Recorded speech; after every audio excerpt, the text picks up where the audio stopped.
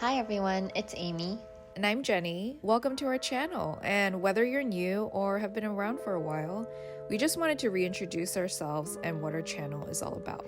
It's easy to look at where people are today and assume that there were clear next steps to getting to where they were, but the reality of our 20s is that it's messy, it's unpredictable, and it's ambiguous. At least that's how it was for us. So here are the eras of our 20s.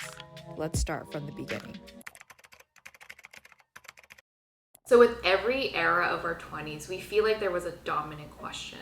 And in this first era, the question was, what the fuck is this? And in this era, we were basically in the thick of our post-grad years, feeling lost, anxious, and basically just feeling like baby adults.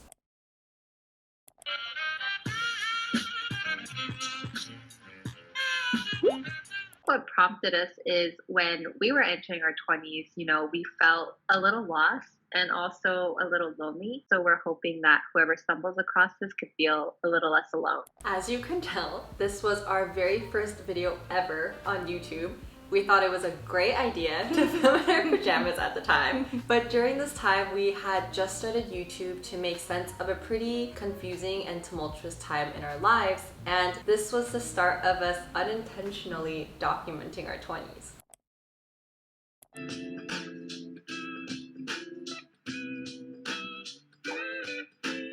Let's try to break down this post-grad blues. Like, everyone throws that phrase around, but what does it actually mean? So this video pretty much summed up a lot of the thoughts and emotions we were experiencing during this time. Based on the feedback from you guys, it was the first time when we realized that these were a lot more shared experiences than we initially thought. The dominant question of our second era was, am I doing this right? So this was during a time when we had kind of gotten into the groove of things, but we were still figuring a lot of shit out. I was at a media agency when a recruiter approached me with the opportunity to contract for 6 months at Disney. The most dominant worry that I had was, do I leave my stable job at a top advertising firm to go get a contractor role for 6 months? And I have no idea if I even have the ability to get converted or not.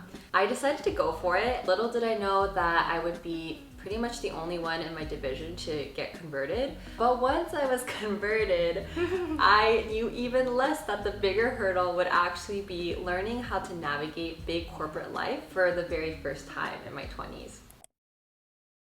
Working at a startup is often so glamorized, and I just want to help take off those rose-colored glasses and just to give you some insight on what it's really like working at a hyper-growth company, all the lows and all the highs. So before Notion, I was actually at this tiny YC startup that ended up failing. And I didn't know what to do with my career at that point, but I knew I wanted to be an early employee again. And that's what brought me to Notion. Little did I know that it would explode in the years to come. And I made this video to really just kind of make sense of this crazy ride that I was on. The dominant question of this era was, is this it? So this was a time when we had more of our shit figured out, but we were still feeling unsettled and wondering, are we on the right path? We're doing a new type of series where it's like the quarter-life crisis series. And the second one we wanted to cover was about careers and about our jobs. And I think the statement that we both landed on is that your job is not your life calling. The irony is that I think from the outside it looked like I had kind of figured my shit out, but I was actually in a deep, deep career angst at this time. I remember I was applying like crazy to other jobs. I even took a GMAT class because I was considering going to grad school, as we all do when we're in a deep career angst. I was struggling to reconcile my day-to-day with, is this really what I want to be doing? This is actually the time that I started looking outside of my job to find more contentment and meaning for the very first time. We're back for another video, and I know in the last one we talked a lot about having these existential questions. What am I doing with my life? Is what I do really matter? And I think that made us really think about what does matter in life. So for me during this time, I was just in the thick of it. Hypergrowth was just so intense. There was so much thrash. And looking back, I think it was just such a busy blur. And a big takeaway for me during this era was just realizing how much my focus on my career was actually damaging parts of my personal life and my relationships. And I remember thinking to myself, what is this all for? And in terms of our jobs, the dominant question was, is this it? But I think with our YouTube channel, we started asking, how can we do more of this?